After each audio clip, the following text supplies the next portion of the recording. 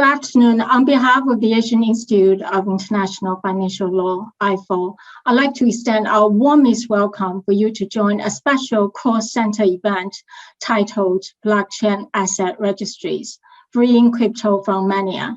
Today's event is co-organized by the Law and Technology Center and the AIIFL. Both are research centers housed at the Faculty of Law of the University of Hong Kong.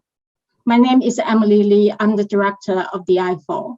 It gives me great pleasure to present our distinguished speaker and discussant today.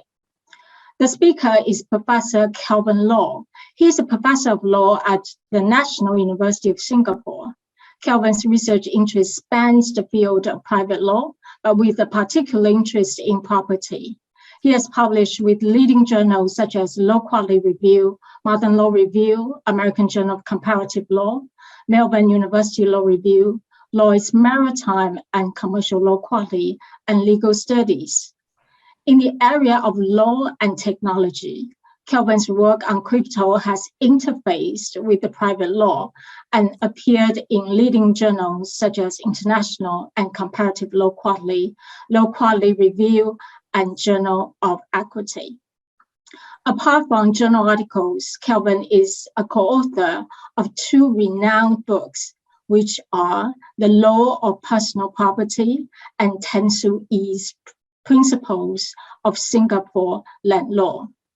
Kelvin's work is impactful, having been cited by the courts in Australia, Canada, England and Wales, Hong Kong, Malaysia, New Zealand, and Singapore, as well as law commissions and law reform bodies in Australia, England and Wales, Ireland, New Zealand, Scotland, and Singapore. The discussant is Dr. Ryan Whelan. Ryan is an associate professor at our faculty. Ryan's research takes a data-driven approach to understanding the law and legal systems, with a particular focus on intellectual property law and innovation policy. This approach unites traditional doctrinal analysis with empirical techniques drawn from diverse fields, including machine learning, natural language processing, network analysis, and data science. Ryan's work has appeared in a wide variety of journals, including the University of Chicago Law Review, Research Policy, Science and Public Policy, the Northwestern University Law Review, the Yale Law Journal Forum, the Michigan State Law Review, and the Journal of the Patent and Trademark Office Society.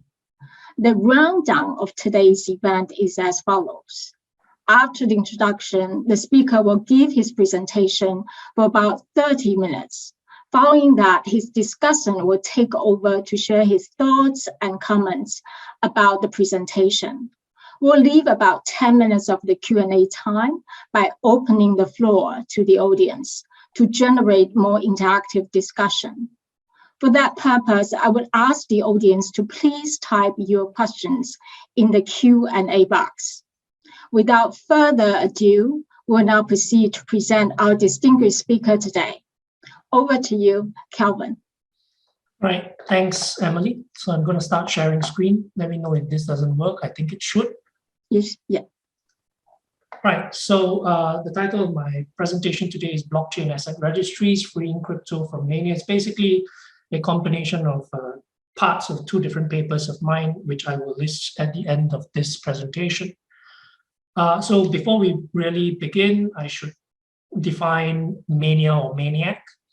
So the technical meaning of maniac basically is a person who has an obsession or excessive enthusiasm for something, right? So bibliomaniac, Beatlemania, that sort of thing. So I don't mean mad, I just mean excessively enthusiastic. So one of my favorite cartoon series is Pinky and the Brains from Animaniacs. I don't know how many of you are familiar with this. In the Pinky and the Brain section, the start of the cartoon always begins with Pinky asking, gee, Brain, what do you want to do tonight? And Brain always answers the same thing we do every night. Pinky tried to take over the world, right? So just as Pinky and the Brain are single-mindedly interested in taking over the world, Cryptomaniacs single-mindedly think that the blockchain can solve all the world's problems. So, the blockchain has been posited as a solution to all kinds of things: land registration, intellectual property licensing, food provenance, sustainable mining, humanitarian aid disbursements, even consent to sexual relation, right? So my Cryptomaniacs edition of Pinky and the Brain goes, gee, Brain, how do you want to solve tonight's problem?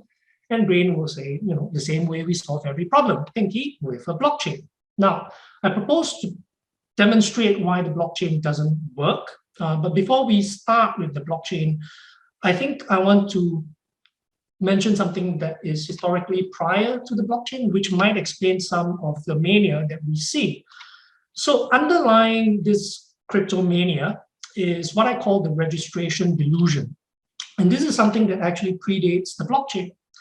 One very famous example is Hernando de Soto. I don't know how many of you know this. Hernando de Soto is an economist, and one of his theses is that you can basically solve a lot of poverty by simply having title registration, right? So de Soto claims that the savings of the world's poor is actually immense, and the reason why they are poor is simply because there is no title registration. And the moment you have title registration, you will unleash the wealth of the third world, right?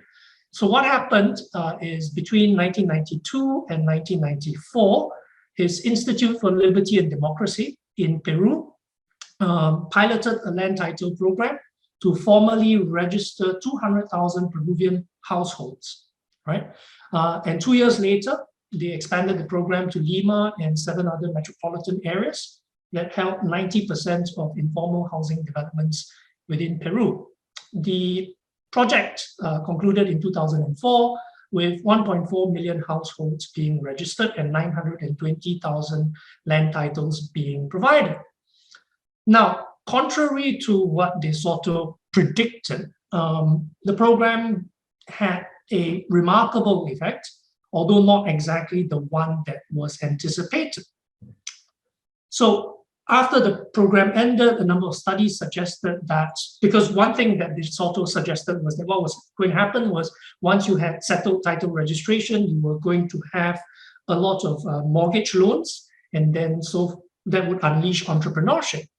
But after the program ended, there was no increase in terms of business credit being extended to the poor. So that was not what happened, but there was some apparently significant difference, right? Mortgage lending eventually increased, but not because of the title registration, but because the government started to subsidize low-income mortgages. The unexpected change, which was supposed to be positive, was that formal title owners began to apparently work harder. So apparently they started to work 17% more, and they started to work outside the home more often than within the home. And some economists have suggested that this is because after you have formal title, then you don't have to protect your title, and therefore you are free now to go and work outside. Now, this has been challenged by a sociologist, Professor Timothy Mitchell, who argues that actually this is quite implausible. Firstly, there's no plausible reason why formal ownership somehow makes your title more secure. And I will give you reasons why actually this is actually wrong. Secondly, Professor Mitchell also says, where's this work coming from? There's no evidence given by this basically guess at why title registration led to the increase in work.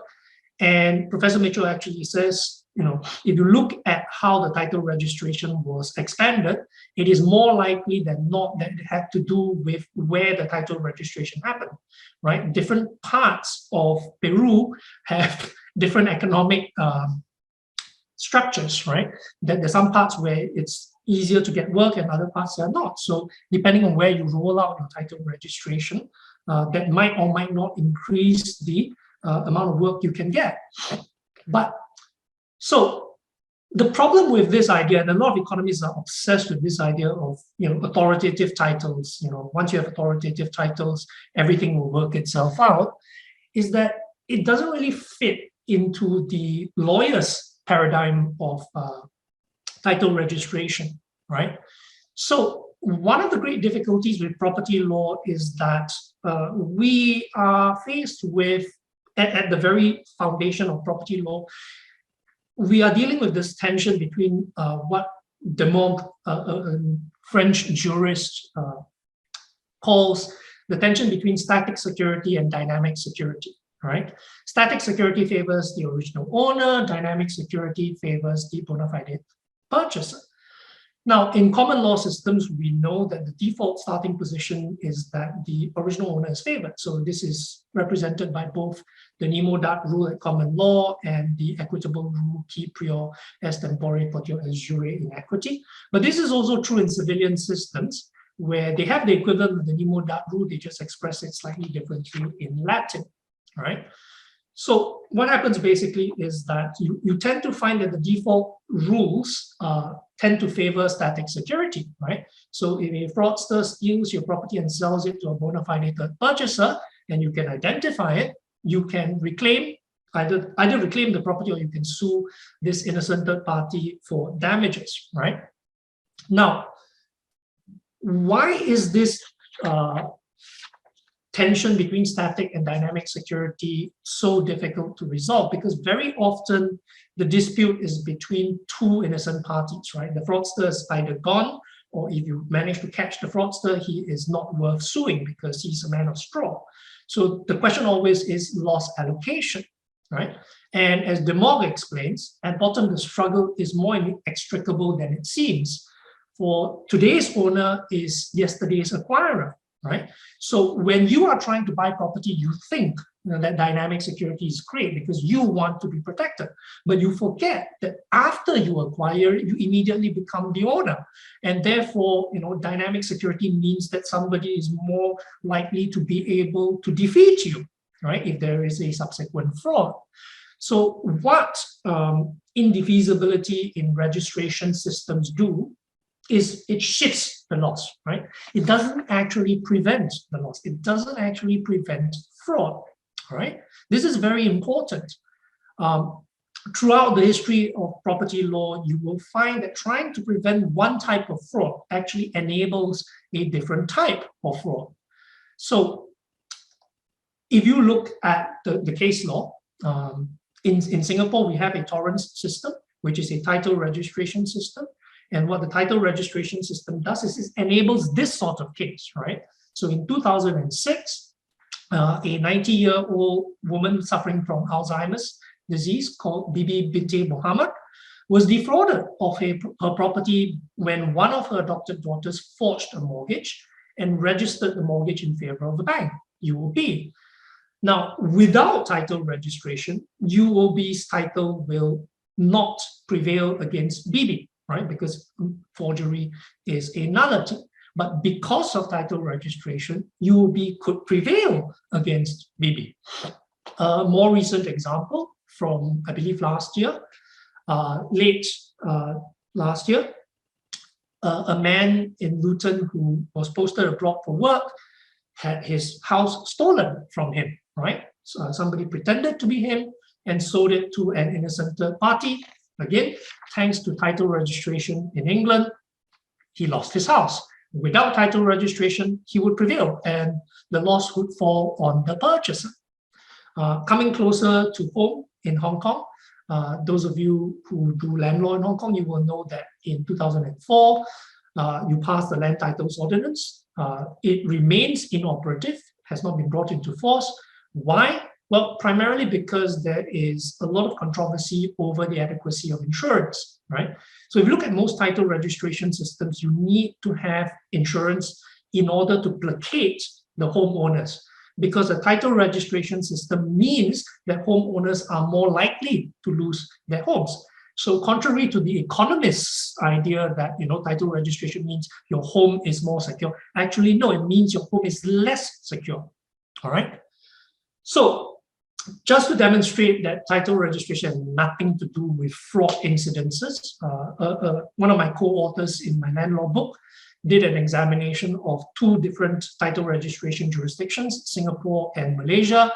Both have torrent systems, both have title registration. There is tremendous fraud in Malaysia, very few in Singapore.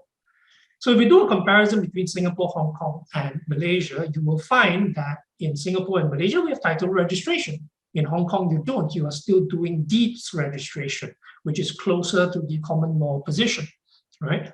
But if you look at fraud incidences, Singapore and Hong Kong have relatively low incidences of fraud, whereas in Malaysia, you have a very high incidence of fraud, okay?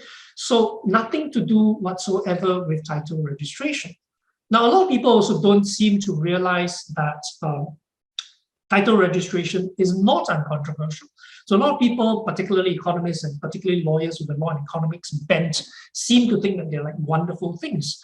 But if you look at the history of the torrent system in Australia and in New Zealand, the native Australians and the native people, the Maori and the Aboriginal people, have always complained about title registration because it enabled them to be defrauded of their property, right? So there's a very interesting paper by Sarah Keenan called From Historical Chains to Derivative Futures, Title Registries as Time Machines, where she draws the analogy to H.G. Wells's iconic novel.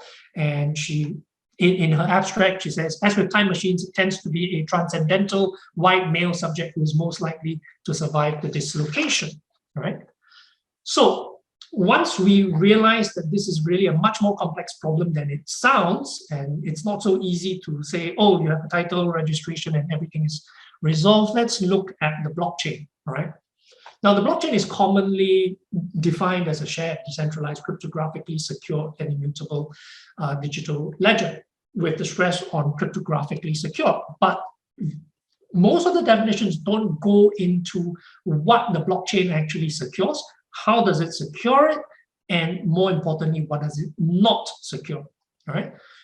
So I propose to go through how a Bitcoin transaction works, because the blockchain originated with Bitcoin. So suppose Alice wants to transfer Bitcoins to Bob. So Bob must create a new Bitcoin address so that the Bitcoin can be sent to him.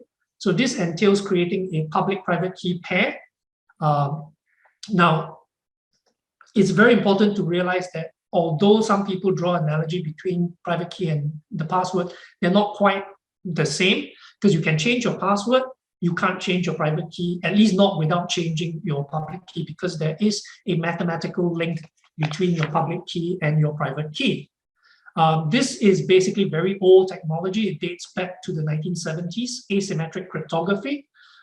It is regarded by many cryptographers as the most important revolution in the history of cryptography, because you have two keys rather than one. Previous to this, it was asymmetric cryptography. You just use the same key in two different directions.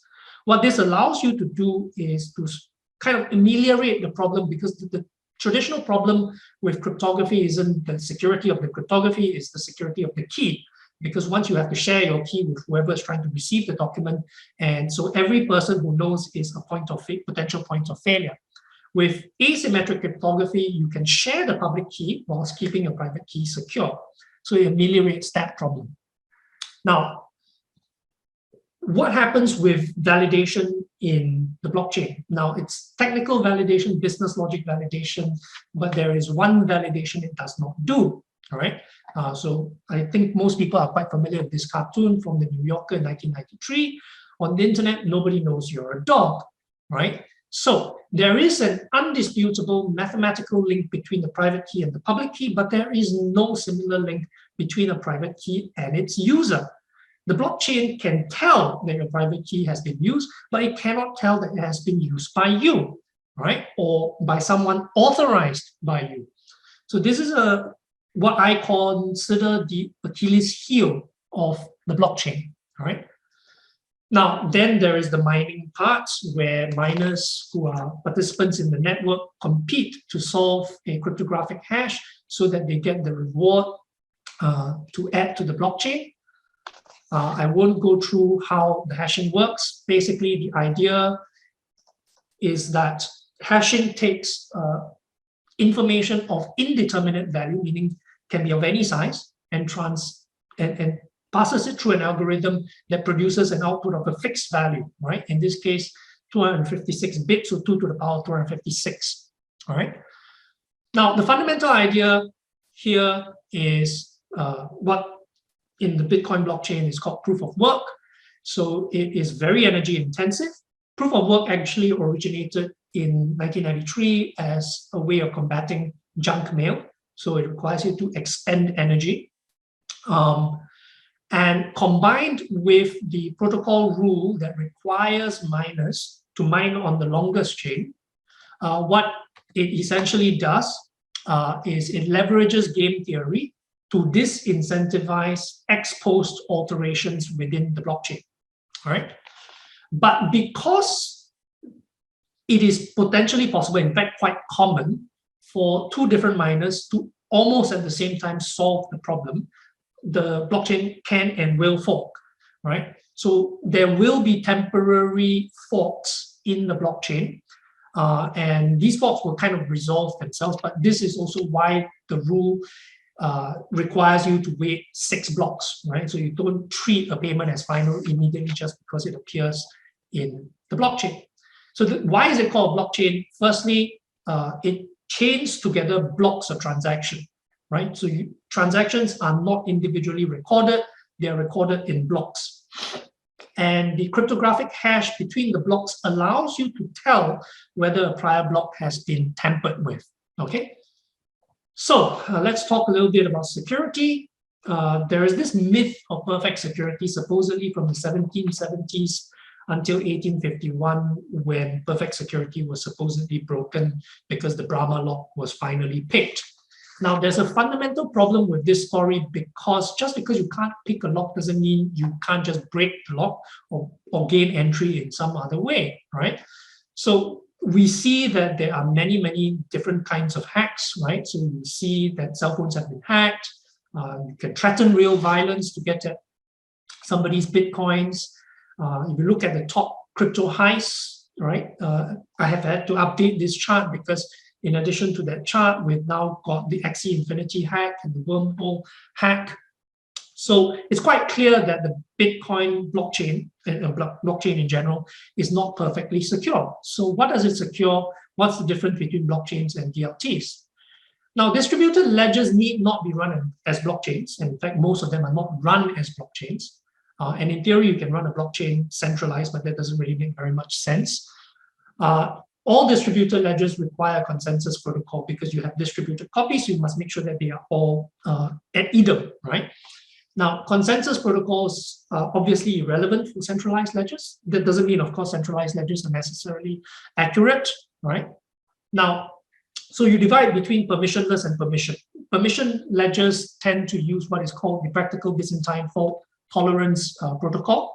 It's called PBFT because of a very old paper in 1982 where they draw the analogy between malfunctioning computer nodes with traitorous Byzantine generals. Okay, so let's start with permissionless ledgers first. All permissionless ledgers are, irrespective of the particular consensus algorithm, subject to 51% attack, right? In the early days, people talked about the 51% attack as if it was academic in the pejorative sense of the word. But it is increasingly clear that this is now real, very real. So in January of 2019, the first major blockchain, Ethereum Classic, was successfully attacked, subject to a 51% attack. And in August of 2020, it was successfully attacked 3 times. And during that period, Ethereum Classic was within the top 20 blockchains in terms of market capitalization, and there are literally 1,000 over blockchains. So if you can target the top 20, you can imagine that the rest are not necessarily secure.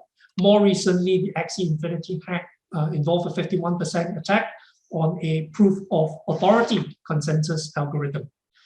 So this is why Nick Weaver from Berkeley suggests in an interview that any coin not burning 100,000 US dollars per hour should probably be considered insecure in the face of attackers. And I would argue actually that's not quite correct. It really depends on the value of the asset being recorded by the ledger. The higher its value, the more attractive the ledger is as a target, and therefore the greater the value that must be wasted in order to secure the asset, right? Now, there's an additional problem with all these consensus algorithms is because they are all based on game theory, right? And game theory is pretty much dependent on the idea that we are all homo economicus. So we're all rational, efficiency maximizing entities, right? Now, in his afterword for the 60th anniversary edition of von Neumann and Morgenstein's Theory of Games and Economic Behavior, the game theory's Ariel Rubinstein argues that game theory's utility is actually quite limited, right? It is unable to yield testable predictions or solutions to public policy problems. And although game theorists have a natural incentive to exaggerate its usefulness, within the area of behavioral economics, the experimental results are too often done in ways that are not rigorous. There's also the additional problem, right? Which is, some of you will be familiar with the quote, fictional butler, some men aren't looking for anything logical, like money. Can't be bought, they can't be bullied, reasoned, or negotiated with. Some men just want to watch the world burn, right? So that's the problem with permissionless ledgers, even at the network level. So let's move on to permissioned distributed ledgers. Now, it is commonly assumed by many within the legal community that in order to compromise a distributed permissioned ledger, you must compromise all of its nodes, right? So one popular paper, Zetscher, Buckley, and Arner says, look, assume there are n nodes, and then you will need n times e rather than 1 times e effort in order to compromise the distributed ledger. Now, there's a problem with this, all right? So if you look at the centralized and the decentralized ledger, and the suggestion is that, oh, look, you've got to target everything, right? So it is now multiple times harder to compromise this decentralized ledger. That's not quite correct. So firstly, you need to do a cost-benefit analysis, all right? Now, which is a huge problem because once you look at PBFT, you go and read the Byzantine generals problem, you will realize that practical Byzantine fault-tolerant permissioned distributed ledger is only secure up to 1/3 of their nodes being compromised. So whilst your cost has increased, let's say, with a 15-node ledger, your cost has increased 15 times, your benefit has only increased 5 times. So from a cost-benefit analysis, I'm not sure it actually makes sense. Now, the other problem with this idea that, oh, you increase the cost of hacking 15 times is you fail to take note of the possibility of just doing offline backups, right? Nobody that runs a ledger that is of any importance doesn't do backups, right? So when Fujifilm was hacked early in 2021, they basically just restored their entire network from the backups, okay? So if we do a comparison between permission and permissionless, it begins to look somewhat like this, right? So, oh, permission, you need to compromise 1/3 of the nodes, whereas permissionless, it's a 51% attack. So it starts to look like permissionless is better until you realize that actually, no, it's not, because in a permissionless network, anyone can just join the network. So what people who run 51% attacks do is they rent a supercomputer for however long they want to attack the network. They download the necessary consensus algorithm and then they attack it, right? They don't even need to hack anyone, right? So it's not true that permissionless networks are more secure than permissioned ones, all right? Now, there's another problem, right? Which is, where is the real world fraud happening? Because all of this is presupposing that the registrar is the person you need to be worried about. The registrar is the one that is unreliable. But if you follow real world fraud, particularly in developed economies, you will find that the fraud happens with the end user. It's the end user that's targeted. Nobody bothers to hack the land registry. Land registry hacks never appear in my case list, right? So if you compare it to World War II, those of you who are familiar with the Maginot Line, the French built the Maginot Line to prevent the Germans from attacking. And what did the Germans do? They just flanked the Maginot Line. They went through the Ardennes forest. Now, so you are protecting against something that really is not the main concern. In fact, it would be even worse than in World War II. It would be as if France had built the Maginot Line facing Great Britain, right? So this is why, real experts in computer security like Bruce Schneier says, look, there's no good reason to trust blockchain technology. So why do we see it being adopted? There's a wonderful paper by Tommy Cohns and Eric Foll that talks about why blockchains are being adopted, and very often it has nothing to do with the technical requirements of the particular project, right? There are all kinds of things like philosophical belief, network effects, cool to use, the hype factor, right? Now, incidentally, of course, a lot of the people in the blockchain community talk about smart contracts. It's going to revolutionize the world. It's going to disintermediate lawyers. All of you are going to be out of work. I'm sorry, I don't think you're all going to be out of work. Those of you who are in law, I think you're going to have more work than ever, all right? So is automation a good reason to adopt distributed ledger technology? I would say no. Firstly, automation has been there for a long, long time. The first automated clearing service in the world was created by the Dutch in 1965. That's why we all talk about gyro, right? The first case in the common law relating to automation, Thornton and Shoe Lane Parking Limited, 1970. Now, even the term smart contracts predates blockchain, right? It was coined by Nick Szabo in 1997. All blockchains add to smart contracts is it makes the smart contract immutable, right? Because once you put it on the blockchain, you can't change the code. But that has pros and cons. Now, at a very technical level, smart contracts are basically just self-executing ledger modification instructions. If X occurs, send Y amount of tokens from account A to account B. Doesn't work very well if you want to drink a cup of coffee, right? If you want to build a house, okay? Now, smart contracts are what I call blind, deaf, and dumb, right? Because it can only do certain kinds of very automated activities. And the blind and deaf part is where the requirement of oracles come in, right? Because the blockchain obviously can't tell what is happening in the real world. So if you say, if the plane doesn't take off, pay X amount of money, you've got to refer the smart contract to a source of the information to tell us whether the plane takes off or not.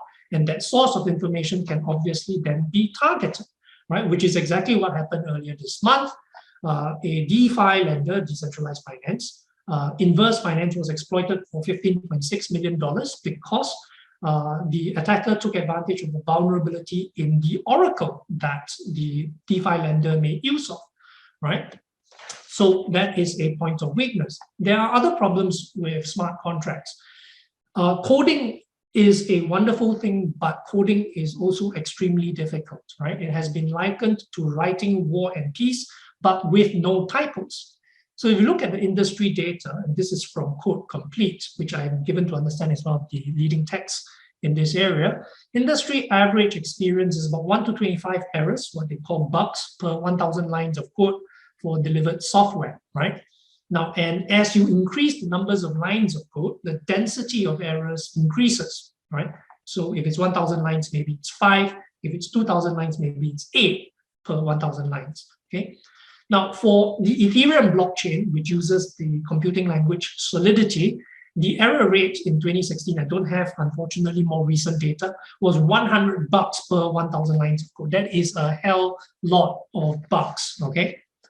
So coding errors basically affect any kind of code. It can be a code for your crypto asset wallet. So Ethereum Parity had a number of bugs. It can be smart contracts. So remember the DAO hack, or the Axie Infinity hack of the bridge, or the blockchain itself. So even the Bitcoin blockchain, they found bugs, all right? So the problem here is this, right? The network is not secure. There is no security provided to the end user beyond public key cryptography. And the law does not take the view that just because your private key has signed off, you are liable. So this leads to a problem, all right? The law's position and what is recorded on the blockchain will diverge, all right? Now, the question is, how do we resolve this fork, if you will? You can either say, we let them remain divergent, in which case the blockchain is now useless because it doesn't reflect the accurate legal position. You can build in an ability to change, all right, to edit the blockchain, but then in which case it's no longer immutable, it's now pointless. Or you can change the law, right, to say that every time your private key is used, you lose everything. But that is what I call heartless, and no legal system anywhere in the world does this, all right? So that's why I don't think blockchains work very much for the law, at least so far as representing ownership. And the simple chart, really, I could have summarized the entire lecture. Do I need a blockchain? The answer is no, all right? So the two papers from which I drew this presentation together are these two. So you can go and read them if you like. And I will end here. Thank you very much, Kelvin, for this illuminating and comprehensive presentation. Ryan, could you take over from here? Thank you. Of course, Emily, thank you. Let me just share my desktop here. I think you should be able to see my screen now. There we go. So first off, thank you, Dr. Lee, for the invitation to respond to this. And thank you, Professor Low, for the really, just a great presentation. I love this work. I, of course, know you. We overlapped briefly in Singapore, but I'm just honored to get to talk about this pair of papers because I think you provide a really, really great dose of reality for a body of conversation that perhaps sometimes lacks in realism sometimes. So I'm going to keep my comments relatively brief because I know there's a lot of people in the workshop today who probably have questions to ask. And so I'm just going to respond at a fairly high level about some of the sort of law and technology issues that I think your work has implications for, and some of my reactions more generally, and then I'll save time for Q&A. So things I love about this work is how skeptical you are. I'm an inherent skeptic, and I think techno-skepticism is an essential element in how not just legal scholarship and the law, but society more generally should approach technological development. So we've seen techno-utopianism over and over again. Some would say that perhaps distributed ledger technology is maybe hyped up by techno-utopianists these days, but you can also look back at history and see lots of examples of techno-utopianism. In the 1990s, the World Wide Web was going to lead to democratic revolution around the world, and look where we are now. In the 60s, the space age was going to lead to us living on Mars. In the late 19th century, electricity was going to change everything. Well, maybe that one was actually valid. But what I'm saying is the utopianists sometimes, almost always, take things too far, and we need some techno-skeptics to rein us in and make us look critically at the technology and actually see not just what it maybe can do, but also some of the flaws that it brings along with it. So thank you for that. You covered a ton of territory in the papers and in the presentation today.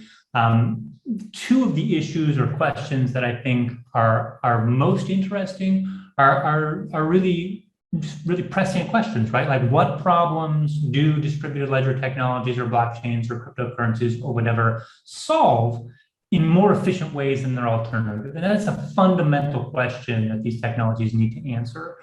And then also, I think maybe more appropriately for a legal audience, is what challenges these technologies raise for systems that have evolved to regulate centralized ledger technologies, because the two are sometimes almost incommensurate in the way they're designed to work. So I'll talk about both those really, really briefly. The first is that question of, what problems do DLTs solve? And we're at a really interesting point in the evolution of these technologies, because I think they're becoming mature enough that maybe we will see that killer app at some point. I don't know. I think I'm with you on the skeptical side of things, but maybe we will.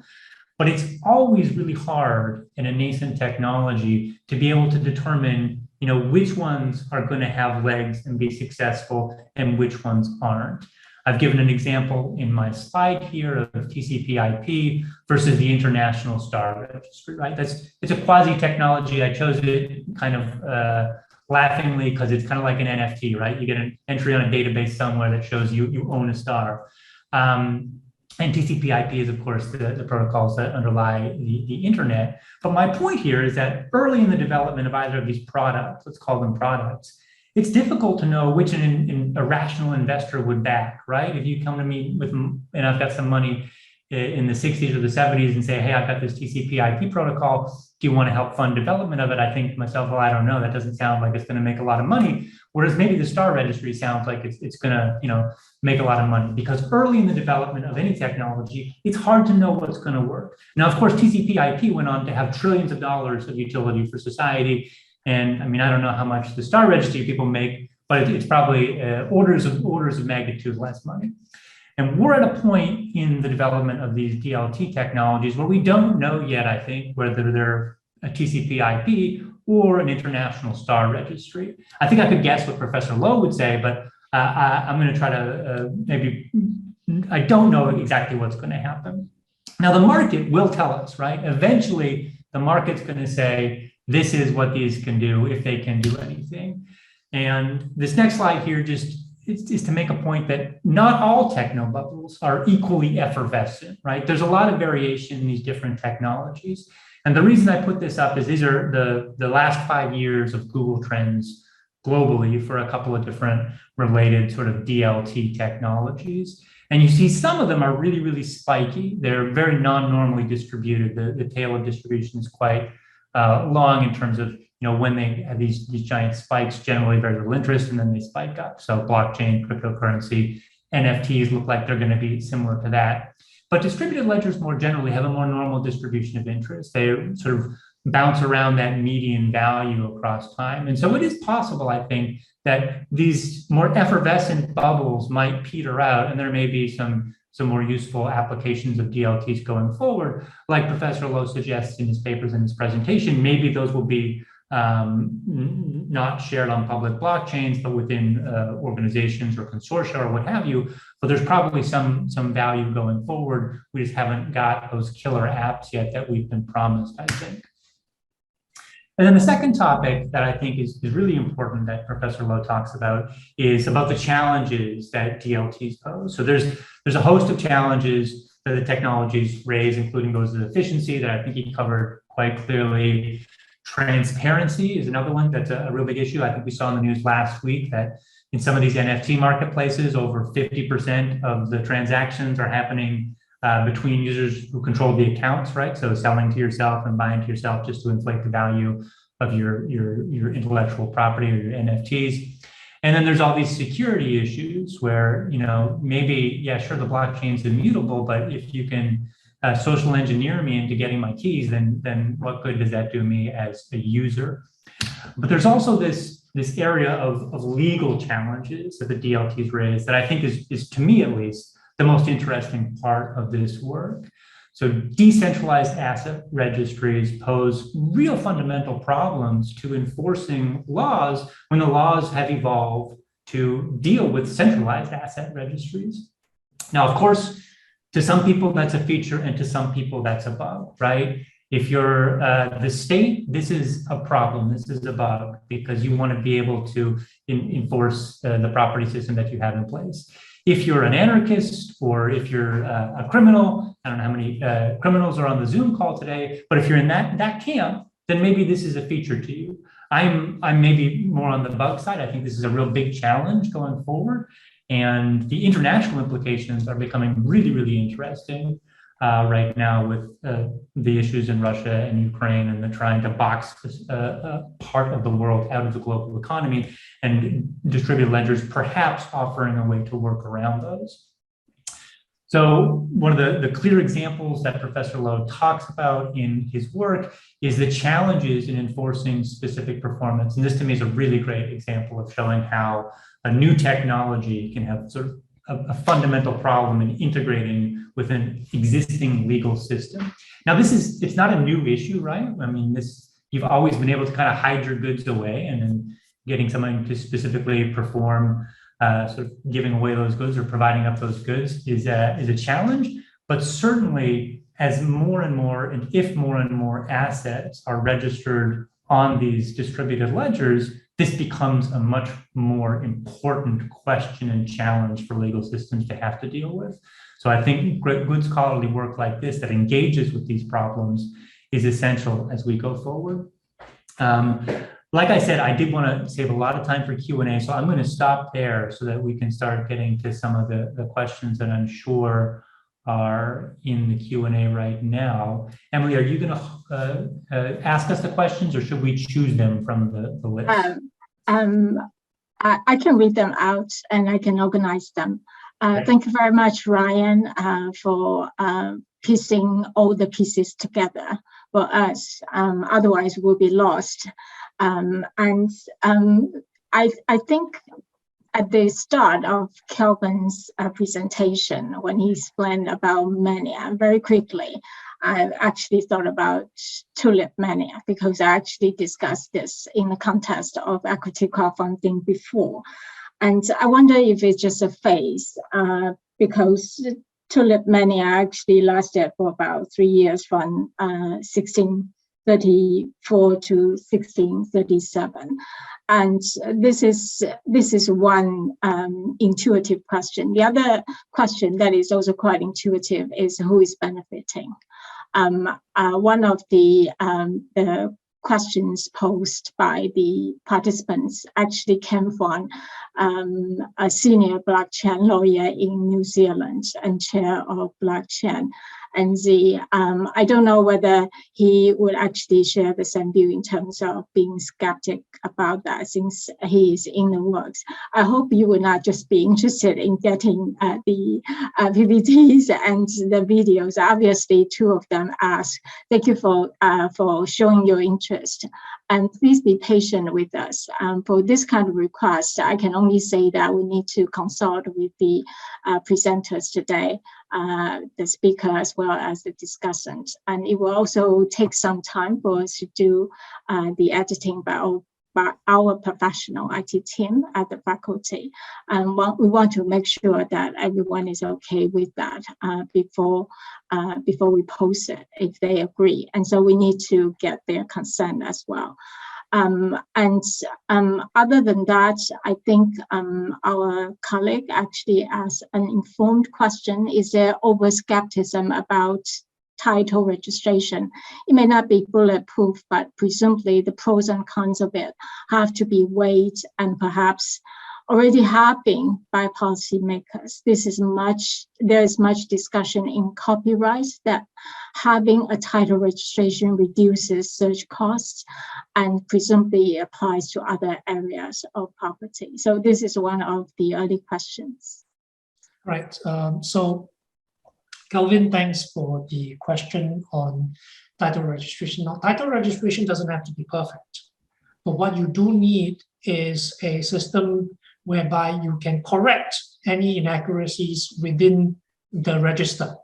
And the fundamental problem with the blockchain is that if you use it as it is normally assumed to be, which is immutable, then the law can't correct it, which means that you just get a ledger that gets increasingly less accurate. So what is the point, right?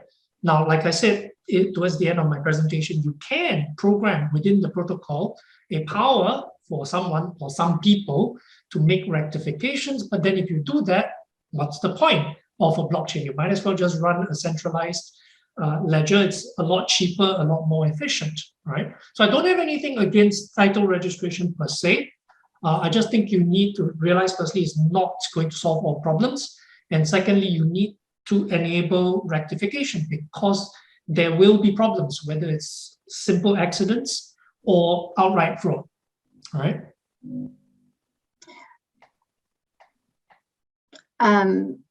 The second question started with this one.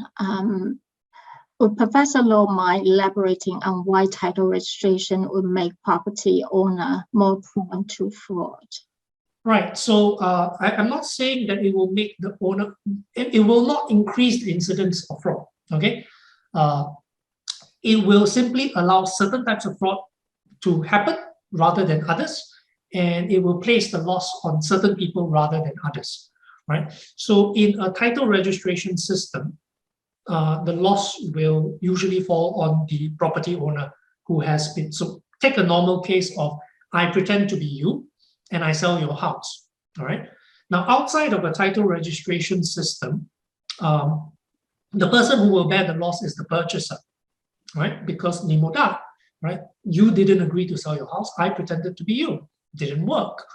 But in a title registration system, provided the purchaser meets certain criteria, bona fide purchase usually, then the purchaser will take your house, despite the fact that you did not agree to sell it. So the loss then falls on you. So that's what title registration does. It shifts the loss, right? It doesn't prevent fraud. It just makes a different party lose. The next question actually echoes my previous comments. What is the role of land registration authority or notaries when we implement blockchain in a land registration system? Are they omitted? So this is a very difficult question to answer simply because there's been a lot of talk from many years ago about blockchain land registration. None of them have come to pass. Some of the projects have been entirely, given up on. I believe Honduras has given up. Others have just gone completely quiet. So it's actually quite difficult to tell whether notaries will be in place. But again, if you use notaries using, again, private key, then again, you have the same problem. The next one, again, addressed to Professor Low. Your points regarding hacking are good, but as security systems become more robust, the odds of social engineering will increase. Any thoughts on this? You are precisely right that most of the attacks really don't attack machines. So I think there's a very famous line that says, only amateurs attack machines, professionals target people, right? I mean, you see this even with regular bank fraud, right? Nobody tries to hack the bank's system, right? It's very difficult, very expensive. You just go after the customers and phishing attacks, right? It works. You don't need all your attacks to succeed. You just need a certain percentage to succeed, which is a problem, right? Because this is where most of the frauds happen. And this is where the blockchain doesn't provide any protection. As for the next one, I wonder whether Ryan or Kelvin would take this one, because this looks more technical. As for smart contracts, as they become more complex, increasing interact with other smart contracts or other systems such as AI, more problems could ensue. What are your thoughts on liability and compensation? I'll chime in really quickly and just say that I think if that does come to happen, then the insurance industry will have to sort of develop new products, because it's really, really difficult to assign liability when AI is in the picture. And I think the most efficient thing to do is you just sell AI insurance and have the insurance adjusters work it out. Sure. Can I just add that there is a fascinating paper by Hilary Allen entitled DeFi Shadow Banking 2 that I think you might be interested in. I haven't read the paper yet. I've only read an interview with her. And she basically makes the argument that a lot of the complexity that you're starting to see in decentralized financing is beginning to mirror the kind of complexity we saw in CDOs and credit default swaps in the crisis that led up to the 2008 recession. Brian's comment was actually very fitting, because I did see from the long list of registrants, we have got more than 380 registrants for this event, and some of them actually come from insurance companies. The next question comes, what if governments adopt blockchain technology for title registration system? People trust the government and believe it could step in to rectify. It was a question. Yeah, I'm not sure many governments would actually adopt it. So as I said, in the very early days, I think this would have been about this was before I moved back to Hong Kong the second time around. So in 2017, people were talking about how everything was going to be on blockchain. And yeah, it's now 2022, nothing is on a blockchain. I remember talking to a New Zealand lawyer who was so amped up about the blockchain. And she said, look, in 5 to 10 years, everything will be on the blockchain. And the first question I had for her was, if you study title registration, you will realize that there's a transition process. When something is first put on a ledger, it is not initially authoritative. You need time to pass before it becomes authoritative. So I simply asked her, so how does one deal with this transition? Because the blockchain is either immutable or it's not partly immutable, right? And her answer was no, in 5 to 10 years, everything will be a blockchain. And it's now 5 years past, nothing is on a blockchain, at least not legally. I think 5 more years won't change anything.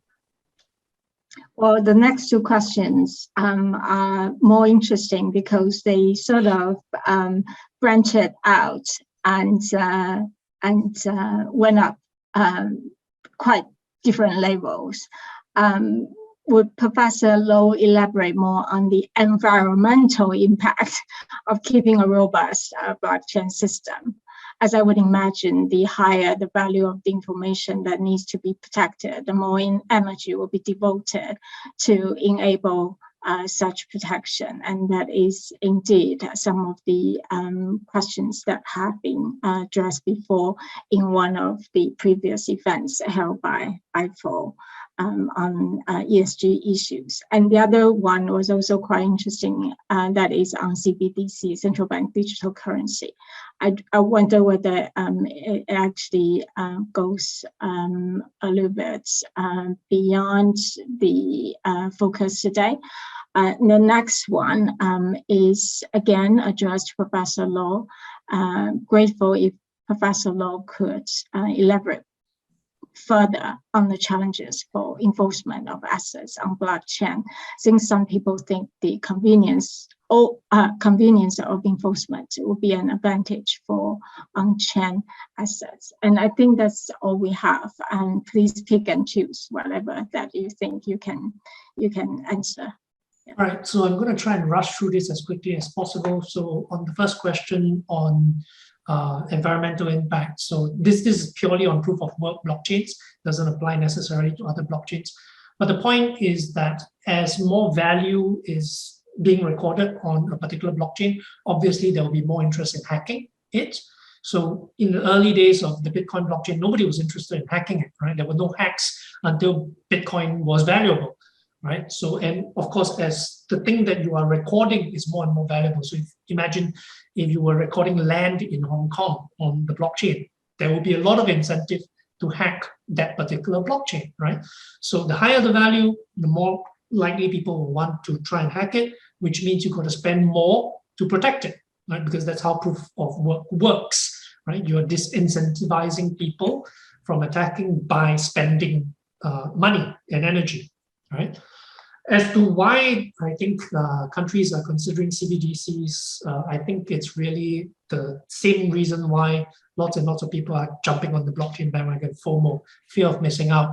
Everybody's going, ooh, China has a digital RMB. We need one too, right? It makes no bloody sense whatsoever, as far as I'm concerned. But then again, I'm not a central banker. Finally, convenience of enforcement. I'm not sure I understand fully the question. I mean, I suspect you're talking about smart contracts being self-executing. But you see, the thing about self-execution is this, all right? If you look at a contract, it can go wrong in any number of ways, right? So the obligor does not perform, in which case the obligee must sue the obligor. Now, smart contracts will get rid of that problem, assuming it forces the obligor to perform. The problem there is, what if the smart contract causes the obligor to perform, let's say a payment on-chain, but for the wrong reasons, right? Maybe the oracle has been hacked, there was a bug in the code, then basically you have the reverse problem, right? So instead of the obligee suing the obligor, you're going to have the obligor suing the obligee to recover the performance which should not have happened, right? So you solve one problem, you create another, right? I think that's pretty much all the time we have. I wonder if Kelvin and Ryan can give us some takeaways before we wrap up today's event. I'll give Kelvin the last word. So I'll just say I love the last question there, which we didn't get to. Yeah. And I would say if we do all move full-time into the metaverse, then this probably all changes. But I'm not going anytime soon. Yeah, I think that's quite dystopian. I think I don't think, short of us destroying the earth, I don't think we're all going to want to hang out full-time in the metaverse. I guess the takeaway is that this area is quite difficult because it's the interface between economics, technology, and the law. And there are very few people who kind of can grapple with all three, and particularly the law part, because it's property law and asset registration, which is not something that a lot of courses actually focus on in law schools. Property is one of the more difficult subjects. A lot of people think they know what property is. So it's very hard for me to teach my students because they come with preconceived notions of what property is. And when you research property for 20 over years, you realize it's a lot more complicated than that. Thank you, Kelvin and Ryan, for your wonderful presentation, as well as very informative comments and observations. This is one of the events that I hosted recently that has generated lots of interest. 15 questions. That is a lot. And I want to thank audience as well for your interest in this event. We shall try to do more of this since it is very well received. And thank you very much as well for the audience for giving us very encouraging comments. Thank you all. Thanks. Thank you.